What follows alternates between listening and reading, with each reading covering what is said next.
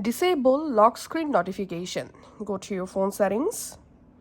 In phone settings, scroll down and select notifications. Select lock screen notifications. And now to completely turn off all app notifications in your lock screen, just disable lock screen notifications. Now on, you won't get or see any notifications in your lock screen.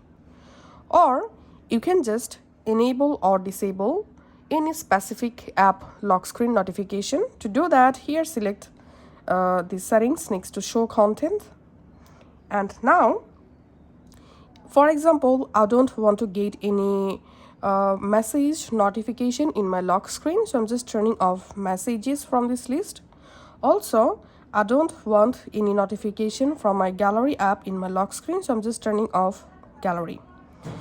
And you can also hide content from here, so you will get app notification in your lock screen, but the content will be hidden.